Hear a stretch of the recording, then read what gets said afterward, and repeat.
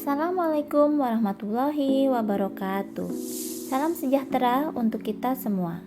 Pada kesempatan kali ini, saya akan membahas tentang optimalisasi PMT penyuluhan dalam rangka kontribusi penurunan stunting di Kecamatan Bukit Santuai, Kabupaten Kota Waringin Timur, Provinsi Kalimantan Tengah. Penasaran? Ikuti terus ya videonya. Sebelum memasuki materi, perkenalkan, nama saya Sri Hartini, petugas gizi Puskesmas Tumbang Penyahuan yang sedang melaksanakan aktualisasi pelatihan dasar CPNS gelombang 2, golongan 2, angkatan 5, kelompok 2, BPSDM Provinsi Kalimantan Tengah tahun 2022. Yang pertama, apa sih stunting itu sebenarnya?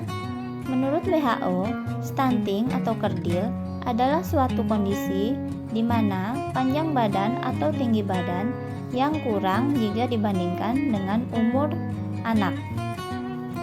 Stunting itu diukur melalui indeks tinggi badan per U atau panjang badan menurut umur dengan ambang batas min 2 SD. Kondisi stunting dapat mengakibatkan penurunan intensitas dan produktivitas saat dewasa, dan yang paling berbahaya dapat meningkatkan angka kematian atau mortalitas. Untuk tanda dan gejala, yang pertama, postur anak lebih pendek dari anak seusianya. Yang kedua, proporsi tubuh anak cenderung normal, tapi anak tampak lebih muda atau kecil untuk usianya. Yang ketiga, berat badan lebih rendah untuk anak seusianya. Dan yang keempat, pertumbuhan tulang anak tertunda. Selanjutnya, faktor penyebab stunting. Banyak faktor yang menjadi penyebab stunting pada anak. Dan penyebabnya tidak hanya terjadi ketika balita, tapi lintas usia. Seperti pada bagan ini, penyebabnya bisa terjadi dari komunitas, rumah tangga, dan pada anak tersebut. Kalau dari anak, di sini ada asupan makanan yang kurang dan berat badan lahir rendah.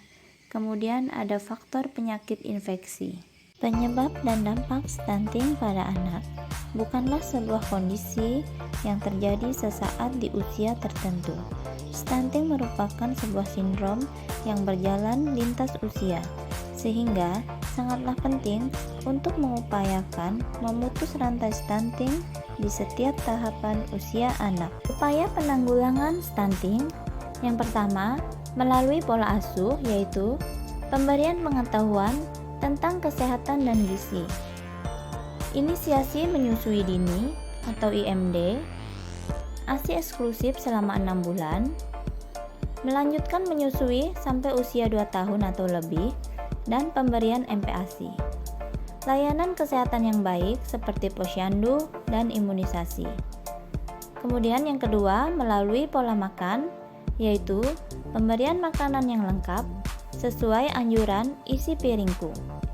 Susunannya ada makanan pokok atau sumber karbohidrat, kemudian lauk pauk atau sumber protein, dan sayur-sayuran serta buah-buahan sebagai sumber vitamin dan serat.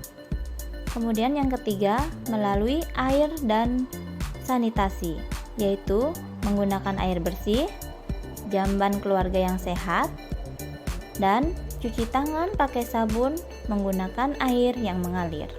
Selanjutnya, kita akan membahas tentang PMT. Apa itu PMT?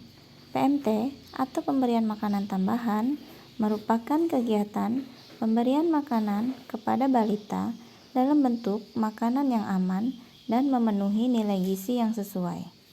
Makanan tambahan adalah makanan bergizi sebagai tambahan selain makanan utama bagi kelompok sasaran guna memenuhi kebutuhan gizi. Jenis-jenis PMT. Yang pertama, PMT pemulihan. PMT pemulihan sebagai sarana pemulihan dengan memberikan makanan padat gizi kepada kelompok rawan gizi seperti gizi buruk, gizi kurang, atau BGM. Usaha ini sebagai upaya mempertahankan atau meningkatkan status gizi PMT pemulihan diberikan setiap hari, bukan sebagai pengganti makanan utama, dan diberikan dalam waktu 90 hari berturut-turut. Yang kedua, PMT penyuluhan. PMT penyuluhan sebagai sarana penyuluhan mengenai makanan yang baik untuk meningkatkan keadaan gizi anak atau balita. Kemudian, menumbuhkan kesadaran masyarakat ke arah perbaikan cara pemberian makan anak balita. Dapat diberikan ketika posyandu. Tujuan PMT penyuluhan untuk meningkatkan status gizi anak serta mencukupi kebutuhan zat gizi anak agar tercapai status gizi yang optimal sesuai kondisi dan umur anak. Kemudian, memberikan makanan tinggi energi, protein, dan cukup vitamin dan mineral. Dan sebagai sarana penyuluhan. Prinsip PMT. Contoh menu lengkap sekali makan sesuai dengan isi piringku dan pedoman gizi seimbang. Disertai dengan penguatan KIE atau komunikasi, informasi, dan edukasi. Syarat PMT. Yang pertama, dapat diterima dalam hal bentuk dan rasa. Kemudian, sesuai dengan norma dan agama. Mudah dibuat, memiliki daya cerna yang baik, terjangkau, bahan makanan mudah didapat, aman, tidak mengandung bahan pengawet, pewarna, dan zat adiktif lainnya. Kandungan gizi memenuhi sumber tenaga, sumber pembangun, dan sumber pengatur. Rekomendasi pemberian makan bayi dan anak. Usia 0-6 bulan diberikan hanya ASI saja. Usia 6-8 bulan tetap diberikan ASI dan makanan pendamping ASI dengan bentuk lumat. Usia 9-11 bulan tetap diberikan ASI dan makanan pendamping ASI dengan bentuk lembik. Untuk usia 12-23 bulan tetap diberikan ASI dan MPASI dengan bentuk sudah seperti makanan keluarga. Untuk usia 24-59 bulan, makanan diberikan dalam bentuk makanan keluarga. Untuk contoh-contoh menu bisa kita lihat di buku saku resep makanan tambahan balita yang sudah dibagikan. Demikian yang bisa saya sampaikan. Semoga bermanfaat untuk kita semua. Kurang dan lebihnya mohon dimaafkan. Wassalamualaikum warahmatullahi wabarakatuh.